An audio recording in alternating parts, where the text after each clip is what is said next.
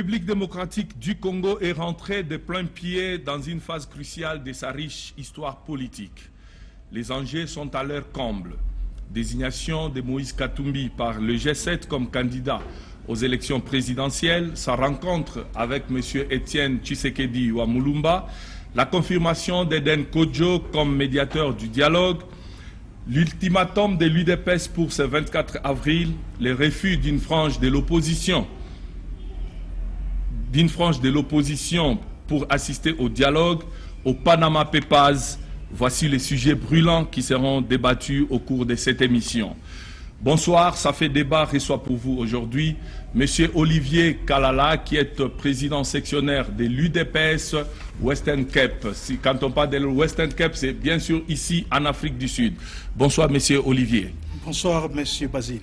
Bien, nous allons commencer rapidement avec la première question. M. Moïse Katumbi Tchapoué a été désigné candidat G7 pour les prochaines élections présidentielles.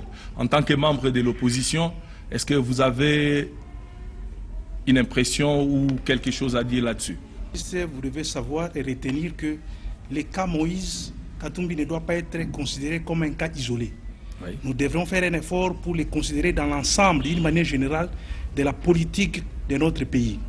C'est-à-dire, vous remarquerez que si nous faisons une rétrospective, aujourd'hui nous devons nous poser une question fondamentale.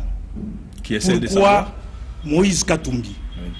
Et pourquoi ce choix en ce moment-ci, comme vous l'avez bien dit, crucial, de la riche histoire de notre pays. Oui. Alors, si nous faisons cette rétrospective, juste entre guillemets, en 2011, avant les élections, il y a eu un poids lourd de la mouvance présidentielle qui a quitté la mouvance présidentielle pour se déclarer opposant. Et bien sûr, là, vous parlez de M. Vital Kamerhe, bien sûr. Exactement, exactement. Mais aujourd'hui, en 2016, à la veille des élections présidentielles, nous avons encore un autre poids lourd de la mouvance présidentielle qui quitte le parti au pouvoir pour rejoindre l'opposition. Mais M. Olivier, je ne vais pas vous couper. Quitter la majorité pour aller à l'opposition, ce n'est pas seulement Kamerhe qui l'a fait, ce n'est pas seulement Moïse Katumbi qui l'a fait. On l'a vu avec Birindwa, qui était un dissident de l'UDPS. On l'a vu avec Marcel Liaou. Ils sont les gens, ceux qui ont quitté l'opposition pour aller dans la majorité ou ceux qui ont quitté la majorité pour aller dans l'opposition. Donc on ne peut pas en faire un problème, à ce que je sache. Dans le contexte historique, comme vous avez cité le cas de Birindwa, nous allons bien faire un recul en arrière. C'était à partir des accords de Guadeloupe. Oui. Là où il y a eu une délégation des leaders de l'UDPS qui se sont entretenus avec le feu maréchal Mobutu. On a trouvé un compromis. C'est ainsi qu'on a retrouvé Birindwa dans les gouvernements avec Maloba Ndiba et les autres. Oui. Bon, c'est un cas différent avec celui dont nous parlons aujourd'hui. En quoi est-ce que c'est différent? Aujourd'hui, plus précisément, nous devons nous retrouver dans le contexte de l'occupation de notre pays. Aujourd'hui, vous remarquerez, et tout le monde serait d'accord avec moi, que depuis la soi-disant guerre de libération, notre pays vit une situation d'occupation. Une situation d'occupation, pourquoi? Si nous faisons une analyse ou à identifier les institutions cruciales de notre pays, vous serez tous d'accord avec moi, même les téléspectateurs qui nous suivent, que les postes les plus importants sont occupés par les étrangers. Et c'est connu par tout le monde. Alors c'est ici que je dis que nous avons un contexte assez spécial, différent de ceux des années 80 ou 90. Mais ça, c'est tout à fait subjectif, Monsieur Olivier. Quand vous parlez des étrangers, ça n'engage que vous, puisque je sais que parmi tous ceux qui siègent dans les institutions du pays, à ce que je sache, il n'y a pas d'étrangers, ce sont des Congolais, à moins que vous, de l'UDPS, vous les déclarez étrangers, ça n'engage que la personne de Monsieur Olivier, sinon, si ça n'engage pas l'UDPS. Mais si nous pouvons avancer, vous n'avez pratiquement pas répondu à ma question. Mais aujourd'hui, je vais revenir encore en arrière. Monsieur Moïse Katumbi s'est fait pratiquement chantre d'une candidature commune de l'opposition. il est allé voir, il a été à plusieurs reprises avec M. Félix Tshisekedi, qui est votre secrétaire chargé de l'extérieur, je pense. Il a été avec Vital Kamerhe. Récemment, il a rencontré le président Étienne Tshisekedi. Mais qu'est-ce que vous pensez de toutes les démarches qu'il est en train de faire? Est-ce que vous ne pensez pas que le temps est arrivé pour que l'opposition se mette ensemble et désigne un candidat unique pour être en mesure de battre, si ils peuvent le faire, la majorité présidentielle lors des prochaines élections? Pour satisfaire à votre préoccupation, messieurs les journalistes, revenons bien sûr à la question concernant M. Moïse Katumbi. Si je fais une rétrospective, parce que nous ne devons pas avoir la mémoire courte, ouais. Vous devez savoir qu'en politique, rien n'arrive au hasard. Tout est planifié au préalable. C'est comme ça que je fais allusion au cas Kamerhe, au cas Katumbi aujourd'hui. Parce que quand nous avançons sur le plan politique, nous ne devons pas nous couper de notre histoire. L'histoire nous permet de nous situer par rapport à notre cheminement sur notre processus démocratique. Nous devons savoir d'où nous venons, où nous sommes aujourd'hui, et faire des projections d'avenir. Oui. C'est ainsi, comme je disais, le cas Katumbi n'est pas considéré comme un cas isolé. Nous devons le considérer dans l'ensemble de la dynamique de la politique de notre pays. Oui. Ceci dit en partant, si nous voyons le scénario qui a fait que Kamerhe quitte le parti du pouvoir, et le même scénario qui se répète aujourd'hui, ça doit bien sûr inquiéter dans ces moments si cruciaux, comme vous l'avez bien dit. Oui. Bon. Allant vers votre question que venez de dire, la rencontre qui a lieu avec notre président, son Excellence Dr Étienne Tshisekedi, et vous savez, Dr Étienne Tshisekedi, comme nous l'appelons bien, c'est le père de la démocratie congolaise. Il est pratiquement le père de la démocratie congolaise, apprécié par tout le monde, en tant que tel, président élu en 2011. Ça, c'est vous qui le dites. Vous dites qu'il est le père de la démocratie, mais il n'était pas seul. Quand on revient encore en arrière, puisque vous aimez beaucoup revenir en arrière, les 13 parlementaires qui ont écrit la fameuse lettre au chef de l'État, il n'y avait pas seulement Tshisekedi, il y avait le Mbouakem, il y avait le Marcel Liaou, il y avait tous ces mondes-là qui ont écrit. Tshisekedi n'était pas seul. Mais apparemment et curieusement, il est resté seul, tout le monde est parti. Pourquoi tout le monde est parti? Est-ce que c'est une mauvaise gestion de l'UDPS? On va y revenir, ne vous en faites pas. Mais tout ce que je sais, c'est que c'est l'UDPS et la fille aînée de l'opposition. Ça, je vous le concède. Mais dire que c'est le père de la démocratie, le père de ceci, ça n'engage que votre personne. Mais continuons sur notre lancée. On parlait sur Moïse Katumbi, qui s'est fait chantre de la candidature unique de l'opposition. Mais vous êtes revenu encore sur les péripéties qui ont fait qu'il quitte la majorité pour passer à l'opposition. Cela, monsieur le journaliste, doit nous inquiéter. Comment? Parce que s'il y a un tel mouvement qui se répète au moment crucial de l'histoire de notre pays, nous devons nous poser des questions. Pourquoi en ce moment-ci? Et nous devons faire un effort pour pouvoir déceler les motifs derrière cette répétition. Parce que, comme nous le savons bien, comme je le disais ici au départ, que notre pays vit dans une situation d'occupation. Oui. Et ça, tout le monde le connaît. Et nous avons même des preuves. Peut-être un jour nous pouvons faire... Mais l'armée rwandaise qui a accompagné l'AFDEL est déjà repartie. Elle est repartie il y a très longtemps. Il y a plus d'une dizaine d'années aujourd'hui. Quel genre d'occupation est-ce que vous parlez? Une occupation politique, puisque généralement on parle d'occupation armée. Mais là, vous voulez parler d'une occupation politique. Il n'y a pas de M23 au pays, à ce que je sache. Monsieur le journaliste, nous vivons une forme de colonisation moderne. Mais pas une forme d'occupation. Donc non, vous avez complètement changé. Non, une colonisation a des résultats d'occupation. Parce que, pourquoi cela? Laissez-moi vous éclairer, monsieur le journaliste. Oui, je vous écoute. Vous savez, si vous regardez bien la composition même dans l'armée, même dans les services de renseignement, le secteur clé, c'est occupé par des étrangers. Et nous les connaissons bien. Mais Kalev Moutom, qui est le numéro 1 de l'ANR, n'est pas ni de l'Est, il est Karunda, c'est que je sache, donc il est du Katanga. Bon, vous savez... Un rectificatif juste. Merci, monsieur le journaliste, pour cela. Je crois bien que pour ne pas déborder à aller en dehors de notre sujet du jour, Ouais. si prochainement vous pouvez organiser une émission, là nous allons parler spécialement de cette occupation. Mais vous en Là faites où je pas, vais ça vous va venir. démontrer avec la documentation, l'appui, comment notre pays vit une occupation étrangère qui est une troisième colonisation que moi j'appelle la troisième colonisation de la RDC. Et nous avons des éléments d'appui. Et permettez-moi, à la prochaine occasion, si vous organisez un débat sur ça, nous allons pouvoir approfondir cette matière.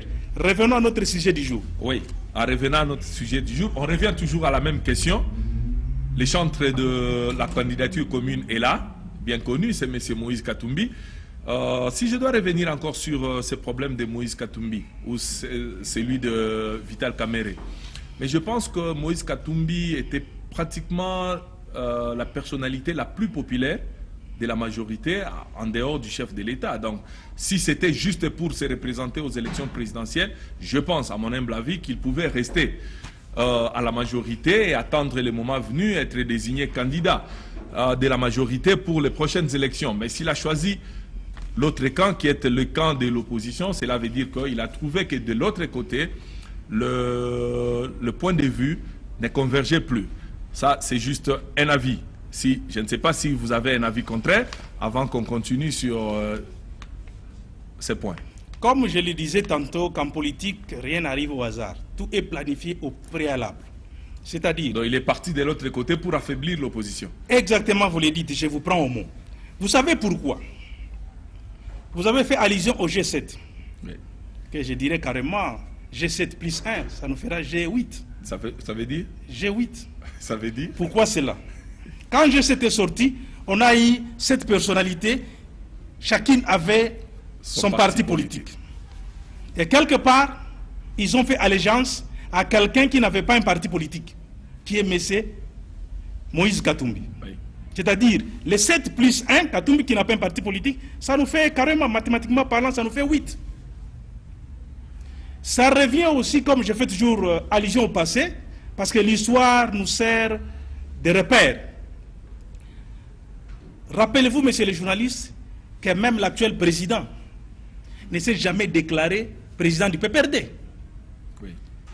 Vous conviendrez avec moi que lors des reprises. élections à 2 reprises, il Il est s'est représenté comme candidat indépendant, indépendant mais soutenu par le PPRD. par le PPRD. C'est le même scénario avec Moïse, non?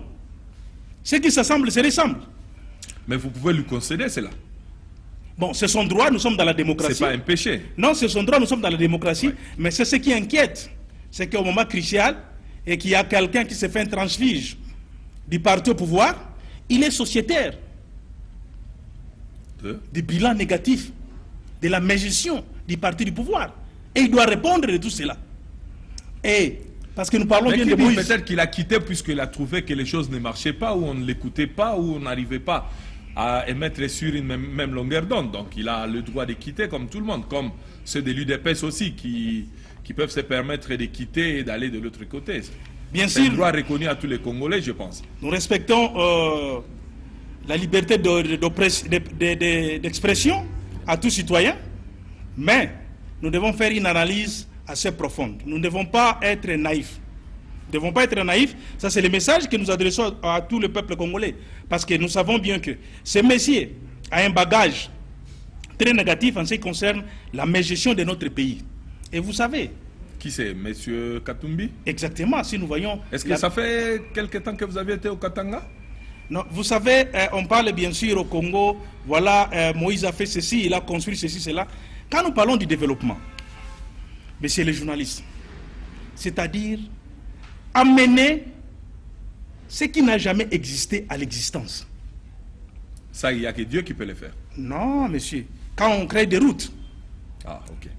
quand nous construisons des hôpitaux, mais ces gens-là au pouvoir ne font que, comment dirais-je, raboter les routes qui ont été déjà construites depuis l'époque coloniale, et vous allez dire qu'il a fait quelque chose. Quand il veut seulement repeindre l'Institut Kiwele, vous dites qu'il a fait quelque chose. Mais c'est avec l'argent de l'État, messieurs les journalistes. Et puis rappelez-vous, le pouvoir a des obligations sociales. Quand quelqu'un qui est au pouvoir fait un acte comme il a fait là-bas, mais ça fait partie de ses obligations. C'est tout à fait normal, nous ne devons pas les louer pour cela. Ok, monsieur Olivier, on va avancer. Donc, cela veut dire que c'est ça la position officielle de l'UDPS par rapport à la désignation de monsieur Moïse Katumbi, puisque même Bruno Mavungu, qui est votre secrétaire, a complètement vilipendé la désignation de monsieur Moïse Katumbi. Donc, on peut dire que c'est ça la position officielle, nonobstant le fait que Moïse Katumbi a été reçu il n'y a pas longtemps par monsieur Etienne Tshisekedi. Donc, c'est ça la position officielle. Monsieur Etienne Tshisekedi, nous le considérons comme le président élu. Il est le président élu. En tant que tel, il doit recevoir tous les fils et filles de la République démocratique du Congo. C'est tout à fait normal. Il ne peut pas être sélectif. À ce niveau-là, il doit se situer au-dessus. Il doit recevoir tout le monde. Mais revenons à cette question de Moïse, parce que ça, c'est vraiment très crucial, avec les G7 et consorts. Oui. Je vais vous donner un exemple, assez peut-être simple. Oui. Nous vivons dans une cité, ou dans notre société, ou dans notre quartier. Nous avons un monsieur X, que tout le monde connaît, que c'est un bandit, c'est un brigand. Et comme vous le savez bien chez nous au Congo, nous sommes des chrétiens, nous avons des églises, des réveils un peu partout, et tout le monde connaît ce monsieur-là. Oui. Touché peut-être par la grâce divine, des motifs que nous ignorons peut-être, ce monsieur s'est reconverti dans une église quelconque. Il vient, il est baptisé, et l'église c'est une institution. On trouve la hiérarchie, c'est bien structuré. 24 heures après son baptême, ce monsieur demande qu'il peut prendre aussi la responsabilité de commencer à diriger dans l'église. Je pense qu'on lui dira simplement que non. Vous devez d'abord avoir le temps de vous affirmer en tant que chrétien. C'est-à-dire, laissez-moi terminer, monsieur le journaliste. C'est-à-dire que quand quelqu'un quitte l'autre camp du pouvoir, avec tous les bagages négatifs qu'il a avec lui, et joindre l'opposition, nous devons l'observer. Il doit faire preuve. Il doit prouver au monde que réellement c'est un opposant. Et cela, c'est un processus qui prend du temps. Qu'il fasse quoi? Vous voulez qu'il fasse quoi pour prouver au monde qu'il est opposant? Ça, c'est la première préoccupation, monsieur Olivier. La seconde, que quand il est arrivé, il a été reçu par l'opposition, puisque jusqu'à preuve du contraire, l'opposition ne l'a pas rejeté, puisqu'il était avec M. Félix Tshisekedi, je crois, à plusieurs reprises à Bruxelles. Il y a même des photos qui ont circulé sur les réseaux sociaux, ce qui veut dire que vous avez quand même ouvert la porte à M. Moïse. Vous savez, en politique, on ne peut pas jouer l'exclusion. Nous, comme apparemment, c'est ce que l'UDPS est en train de faire maintenant. L'UDPS veut rester seul partie de l'opposition. Vous voyez pourquoi nous avons de la majorité. Et ça, c'est le grand problème au pays aujourd'hui. Donc, à chaque fois qu'il y a un opposant qui sort, il n'est pas opposant, il est de la majorité. Vous savez pourquoi nous avons pris cette approche? Oui. Cette approche est le résultat de l'expérience que nous avons connue dans le passé. C'est pour cela que nous devons toujours nous situer dans notre passé pour pouvoir comprendre la nouvelle donne sur le terrain. Oui. C'est-à-dire... Oui, mais monsieur Olivier, je ne vous coupe pas la parole. L'UDPS n'a pas le monopole de l'opposition. L'opposition est organisée. L'opposition a plusieurs branches. Il y a une opposition modérée, il y a une opposition extrémiste, il y a plusieurs formes d'opposition. Mais déjà, si depuis les premières élections de 2006 jusqu'à aujourd'hui, on n'a jamais eu un chef de file de l'opposition, même dans l'Assemblée nationale. Il n'y a jamais eu un porte-parole officiel de l'opposition. Ce qui veut dire que, à commencer par la fille aînée de l'opposition, il vous est difficile de vous organiser. Pourquoi? Puisqu'il y a trop d'exclusion. Il n'y a personne qui accepte personne.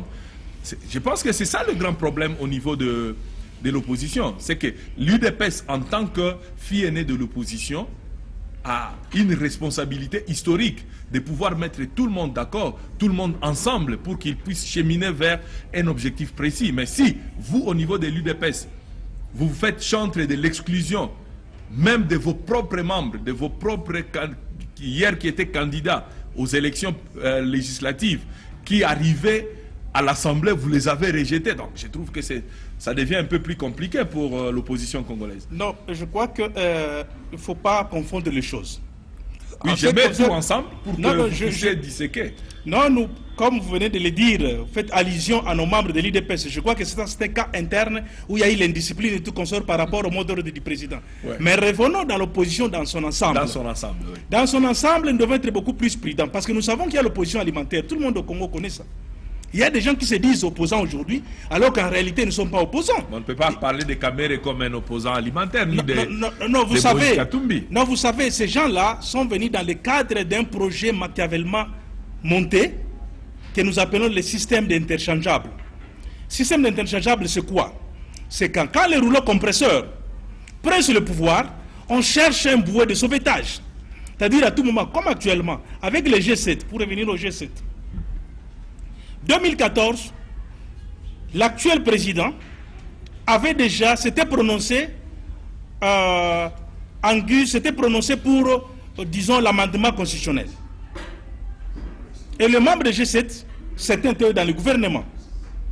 Et tout le monde pouvait voir d'où les intentions de Kabila nous menaient. En janvier 2015, les événements de janvier 2015, ont fait que le président Kabila puisse changer son projet. À ce moment-là, le membre du soi-disant G7 était encore dans le gouvernement. C'est parce que ce projet a échoué. Comme leur projet a échoué, c'est comme ça qu'ils ont vu qu'ils ont dans leur stratégie, il faut maintenant rejoindre l'autre camp pour venir nous infiltrer et nous affaiblir de l'intérieur. Et vous savez aussi, comme vous avez parlé de l'opposition, nous avons un problème de culture politique. Là où il faut une certaine élévation du patriotisme, la conscience citoyenne, c'est ce qui souvent nous fait défaut.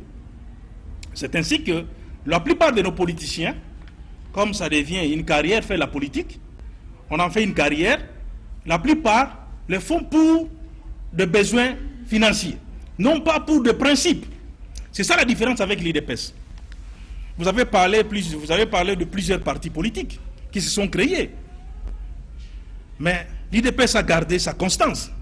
Bien sûr, nous avons des problèmes qui peuvent surgir d'ici là, parce que c'est une organisation humaine. Il a gardé une constance avec beaucoup de dissidences aussi. Exact. Nous avons notre constance. Dans cette constance, nous avons trois éléments très importants que vous devez retenir. Il y a d'abord les valeurs que nous prônons au sein de l'IDPS. Il y a le leadership qui incarne ces valeurs. Et au-delà de leadership, il y a le membre qui soutient le leadership pour l'accomplissement de notre projet, c'est-à-dire l'établissement d'un état de droit.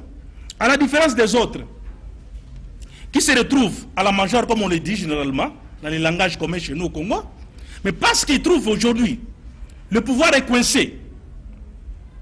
Le pouvoir est coincé, ils n'ont pas pu changer la constitution. Qu'est-ce qu'il faut faire? Il faut joindre l'autre camp pour essayer de nous affaiblir, comme d'habitude, comme vous avez cité certains cas ici, avec l'argent et les autres. Vous savez que l'opposition, ce n'est pas facile de faire l'opposition au Congo. Donc il y a les gens qu'il faut vraiment féliciter parce qu'ils font des sacrifices énormes. Ils font des sacrifices énormes pour tenir les coups avec ces pouvoirs. Oui, monsieur Olivier, nous sommes obligés d'avancer un peu plus rapidement. Est-ce que vous pensez qu'il y a une chance pour l'opposition congolaise aujourd'hui d'avoir une candidature commune aux prochaines élections?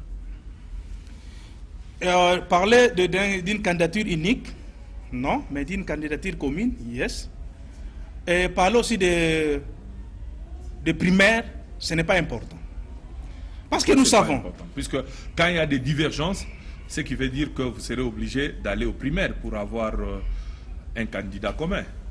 Sinon, vous parlez de la démocratie, mais en réalité, vous faites de la dictature. Non, ce n'est pas la dictature. Vous savez, la démocratie a plusieurs étapes, procédés que vous pouvez entreprendre.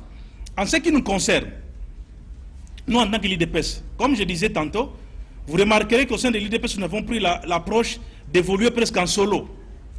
C'est compte tenu de l'histoire, là où nous avons été noyautés par les agents du pouvoir pour venir nous affaiblir. Et nous sommes dit non, nous allons évoluer en solo. Ceux qui partagent les valeurs de l'IDPS vont pouvoir se joindre à nous. Effectivement, nous avons les cas de Lisanga Bonganga et les autres qui nous se rejoignent à nous.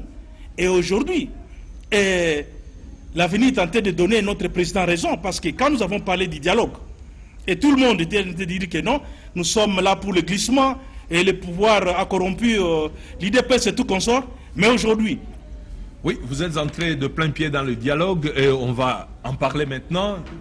Il y a eu les préconcertations de Ibiza en Espagne, il y a les préconcertations en Italie et à la fin brusquement le président national de l'UDPS a donné l'ordre à ceux qui étaient là de se retirer et aujourd'hui il y a la désignation de M. Eden Kodjo qui a été Premier ministre togolais dans les temps comme médiateur de ces dialogues. L'UDPS est le seul parti qui a pris acte de la nomination de M. Eden Kodjo. Pendant que les autres mouvements politiques tels que le G7, tels que la dynamique de l'opposition ont refusé catégoriquement de les rencontrer et même de prendre part au dialogue. Est-ce que vous pensez que l'UDPS va prendre part à ces dialogues? L'UDPS prendra part à ces dialogues à certaines conditions. Je crois que notre feuille de route qui a été énoncée par notre présidence est claire là-dessus. Et nous avons dit, nous ne prendrons pas part à un dialogue Med Kabila. C'est-à-dire Kabila doit se retrouver parti et juge, non. Un dialogue sous la conduite de la communauté internationale, d'accord. Je crois que vous conviendrez avec moi. Avec la désignation de M. Eden Kodjo, c'est la communauté internationale, puisqu'ils étaient tous ensemble. Il y a l'Union européenne, les États-Unis,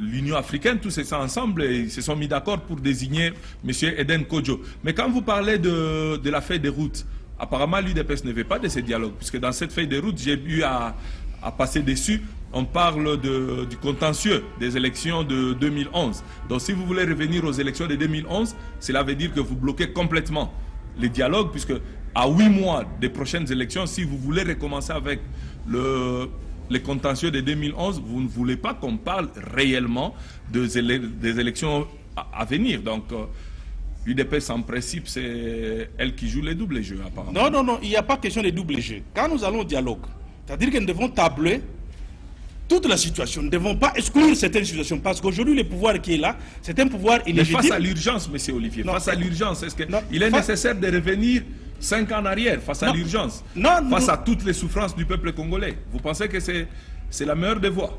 Nous devons être réalistes. C'est-à-dire, tablant la situation de 2011 ne signifie pas que nous allons faire marche arrière. Mais c'est juste l'honnêteté intellectuelle. Ces gens-là doivent reconnaître que les mandats qu'ils ont eu ne leur appartenaient pas. Mais même s'ils reconnaissent, oui, on comprend, M. Olivier, même s'ils reconnaissent que ces mandats-là ne leur appartiennent pas, est-ce que c'est nécessaire? Je veux savoir une chose, M. Olivier, pour rappel aux téléspectateurs qui nous suivent, M. Olivier est le président sectionnaire de l'UDPS Western Cape, ici en Afrique du Sud. M. Olivier, est-ce que vous pensez que c'est vraiment nécessaire de revenir 5 ans en arrière, à 8 mois des prochaines élections, qui ne sont même pas encore déclarées, puisque vous êtes en train de vous battre sur le respect du délai constitutionnel, mais entre-temps, vous voulez qu'on revienne 5 ans en arrière. Vous ne pensez pas qu'en réalité, c'est l'UDPS qui est en train de bloquer tous ces processus? Revenir en arrière, ce ne serait pas matériellement. Ce serait seulement une question de... Mais vous en faites une condition. Vous en faites une condition. Je crois que quand nous allons au dialogue, oui. Le dialogue, c'est un processus là où vous allez tabler toutes les situations, là où vous allez discuter. Il y aura bien sûr des compromis. Cela ne revient pas à moi de pouvoir statuer maintenant. Mais nous savons quand même que nous devons avoir notre cahier de charges qui doit être soumis lors de ces dialogues-là. Comme tout le monde les connaît, la communauté internationale les connaît. Mais peut-être, bien sûr, parce qu'aujourd'hui nous avons un problème matériel. Et techniquement parlant, les élections présidentielles pourront avoir lieu ou ne pourront pas avoir lieu. Parce qu'il y a un problème de finances, il y a un problème technique et tout consort. Est-ce que, quand le dialogue sera convoqué, et c'est à ce moment-là où il y aura un cahier de charges, où on va parler, et je crois que le cadre sera approprié pour pouvoir juger à ce moment-là quels sont les éléments importants à pouvoir considérer en ce moment-là précis pour pouvoir avancer. Oui, mais M. Olivier, la dynamique de l'opposition ainsi que le G7 ont fait une proposition. Ils se sont dit, ok, nous ne voulons pas du dialogue, mais nous voulons d'une tripartite CENI, opposition, majorité. Comme ça, on va discuter essentiellement de ce qui concerne les élections à venir. Mais apparemment, l'UDPS ne s'est pas prononcé là-dessus. Vous savez, Et vous brandissez toujours votre feuille de route. Vous savez, s'il faut parler de CENI qui est instrumentalisé par les pouvoirs, c'est vraiment difficile. Mais aujourd'hui, il y a peut-être une évolution que vous n'êtes peut-être pas au courant. Et la dynamique de l'opposition est d'accord de participer au dialogue. C'est une information nouvelle. Aujourd'hui, sous certaines conditions, que cela ne soit pas convoqué par Kabila. Bien sûr, tout le monde connaît déjà qu'il y a un facilitateur international, M. Edem Kodjo, oui. Mais ils n'ont pas aussi confiance à Edem Kodjo. Nous devons rester vigilants. Parce que quelque part, ils disent M. Edem Kodjo, tout le monde connaît son passé dans son pays, là où il est dans un régime dictatorial. Oui, M. Olivier, malheureusement, le temps nous fait défaut. Nous tendons pratiquement vers la fin de notre émission. Est-ce que vous pensez que dans un élan nationaliste, on peut mettre de côté toutes nos divergences pour aller à un dialogue, qu'il soit convoqué par Kabila ou par la communauté internationale, mais pourvu qu'on ait des élections au mois de novembre et que le Congo ait une vraie passation de pouvoir entre un président entrant et un président sortant? Est-ce que l'espoir est là? Rapidement. Rapidement, il n'y a pas lieu de pouvoir même imaginer un seul instant un dialogue convoqué par Kabila. Là, c'est exclu. Parce qu'il ne peut pas être parti juge. Je ne veux pas rentrer dans ces débats, monsieur Olivier, mais l'ordonnance convoquant le dialogue a été promulguée et cette ordonnance a été signée par le président Joseph Kabila. Donc, si vous voulez participer au dialogue, c'est un dialogue qui a été convoqué par monsieur Joseph Kabila. Ou vous voulez participer, ou vous ne voulez pas participer, mais là, le processus est là. Le dialogue a été convoqué par monsieur Monsieur Joseph Kabila, à travers l'ordonnance qui a été signée, et le facilitateur est là, vous avez accepté le facilitateur, mais vous n'acceptez pas la personne qui a convoqué le dialogue. Donc il y a à boire et à manger, et je ne sais pas, un dernier mot rapidement. Rapidement, chers téléspectateurs, comme vous allez le remarquer, c'est un débat assez vraiment intéressant. Mais malheureusement, l'État nous fait défaut. Ouais, mais ce qu'il faut retenir, que nous avons confiance à l'avenir. Et nous avons aussi confiance au peuple congolais qui est déjà politiquement... Mais il y a un espoir que les élections seront organisées. Les élections, nous avons l'espoir que les élections doivent être organisées parce qu'il y a la pression maintenant de la communauté internationale sur le pouvoir de Kinshasa. Oui. Vous conviendrez avec moi si nous faisions allusion à la résolution de l'ONU 2277 oui. Qui fait pression exactement sur le respect du délai constitutionnel pour organiser les élections présidentielles et législatives. Oui. Nous avons aussi confiance que la communauté internationale a assez de moyens financiers pour pouvoir soutenir la tenue de ces élections. Oui. Nous avons confiance que les élections se tiendront. Au cas où les élections ne se tiendront pas, eh ben, nous sommes sûrs que le 19 décembre, Kabila ne sera plus président. Eh ben, la responsabilité revient maintenant au peuple congolais de pouvoir se prendre en charge tel que la Constitution le prévoit. Monsieur Olivier, ce n'est que partie remise. Je pense vous retrouver le plus rapidement possible pour qu'on puisse continuer sur ces débats. Nous disons merci à tous nos téléspectateurs qui nous ont suivis. Merci aussi à vous, monsieur Olivier Kalala, que je rappelle qui est président sectionnaire de l'UDPS Western Cape, ici en Afrique du Sud. Merci pour avoir répondu à notre invitation. Merci à nos téléspectateurs et internautes qui nous suivent à travers le monde entier. Nous vous disons merci. Merci à vous, Aris Sev, ainsi que Fiston Kabamba qui est à la caméra. Merci à Gériel Mboma qui était à la prise des sons. Merci à mon réalisateur de tous les jours, Samuel Mukuna. Merci à Hortense Kankou ainsi que Pius Kankou qui était à la supervision. Et j'ai dit merci à Aimé Moulumba qui nous a dirigés. Nous disons merci à tous ceux qui nous suivent. Merci à vous tous. Nous vous retrouvons la semaine prochaine pour un nouveau numéro. Bye bye. Je vous remercie.